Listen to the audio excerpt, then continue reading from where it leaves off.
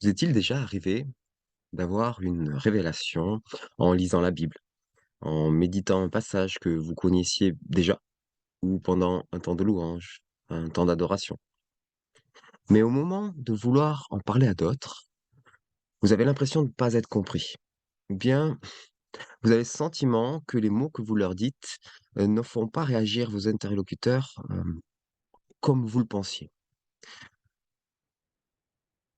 Les mots qui sortent de votre bouche, hem, n'ont pas la même puissance que celle que vous avez ressentie. Quand les mots sortent de votre bouche, votre cœur tressaille, alors que de son côté, le visage de votre interlocuteur reste impassible ou même pire, exprime des sentiments quelque peu différents, voire opposés aux vôtres.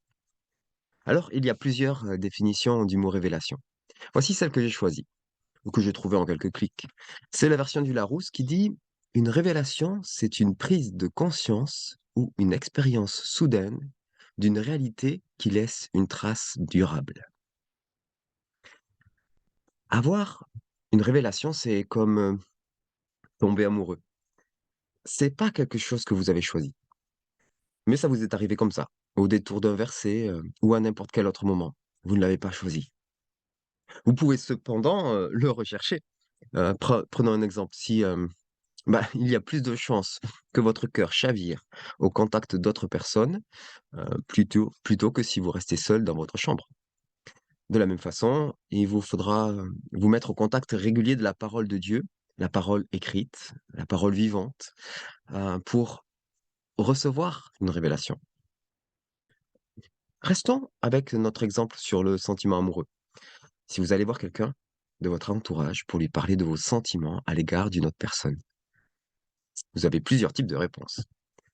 Ceux qui sont également amoureux vont accueillir le sentiment que vous vivez. Ils en comprendront la nature, pas forcément l'objet. En effet, ils sont en général pas amoureux de la même personne que vous, mais ils seront heureux de partager leurs propres impressions avec vous. Mais, la majorité, de ceux qui vous entourent ne sont pas amoureux, en même temps que vous. Donc leur avis sur ce que vous leur exprimez, se concentreront sur, ben, l'objet de votre amour. Soit ils penseront que cette potentielle relation est une bonne chose et ils seront heureux pour vous et vous le diront, soit ils seront surpris, auront des doutes et viendront, doucher vos sentiments par quelques paroles glaciales. Certains même, ne croient plus ou ne croient pas en l'amour, soit parce qu'ils n'ont jamais vécu, soit parce qu'ils ont vécu trop de frustration, trop de déception. C'est la même chose pour une révélation. Vous venez de toucher un peu de profondeur sur un sujet, ou plutôt, vous venez d'être touché par cette profondeur. Alors comment pourriez-vous expliquer et exprimer cette profondeur? Comment pourriez-vous transmettre aux autres cette chose que vous ne savez pas encore comment la décrire? Si vos amis sont des chercheurs de la parole, ils sont comme ces amoureux vus précédemment. L'objet de votre amour est le même.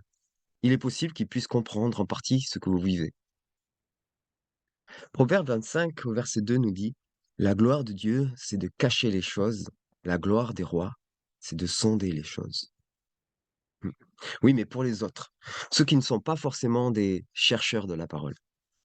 Même cause, même résultat. Ceux qui trouvent que vous leur parlez d'un sujet important, faisant partie de leur propre compréhension de la parole, vous accueilleront avec bienveillance. Et ceux qui, au contraire, perçoivent votre soi-disant révélation comme allant à contresens de ce qu'ils ont compris ou appris, freineront des quatre fers et chercheront à vous dissuader de continuer dans ce sens.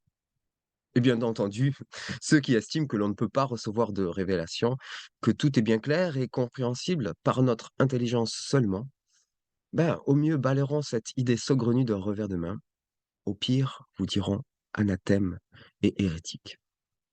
Alors que faire? Rester seulement entre amoureux? Non. Si je vous propose aujourd'hui cette petite série, c'est que je crois justement qu'il est possible et même souhaitable de passer de la révélation à la transmission. Ça demande un processus et un peu de travail, mais c'est à la portée de tous. Alors, j'imagine que si vous êtes là à m'écouter, c'est que vous faites partie de ces personnes qui ont des révélations, mais qui savent pas toujours quoi faire avec. Ou alors, vous êtes tout simplement, curieux. Dans tous les cas, quelles que soient vos raisons, soyez les bienvenus. Mon désir, c'est de vous transmettre quelques habitudes et processus à mettre en place, si vous acceptez de ne pas en rester uniquement à la première étape, qui est d'être touché par une révélation. Vous verrez que dans ce processus, je vais utiliser la métaphore d'un collier de perles. Pour offrir un beau collier de perles, il faut d'abord chercher ces perles, en trouver, les trier, les préparer, les assembler pour enfin pouvoir offrir ou confier ce collier de perles à quelqu'un. Et ce qui est magnifique dans cette mission qui nous est accordée, c'est que contrairement à un vrai collier de perles, quand vous confiez à une personne un collier de perles provenant du royaume de Dieu, vous ne vous en séparez pas pour autant, car il vient enrichir le trésor de chacun. Alors cette, courte formation est donnée gratuitement en vous inscrivant sur le lien dans la description. Vous recevrez un mail de confirmation de votre inscription. Ainsi, vous pourrez prendre contact avec moi et me poser toutes vos questions ou me décrire les problèmes que vous rencontrez. Vos retours m'aideront à compléter et enrichir les prochaines vidéos de cette mini-série. Alors, à tout de suite, affûtez vos claviers et rendez-vous très bientôt. Soyez bénis.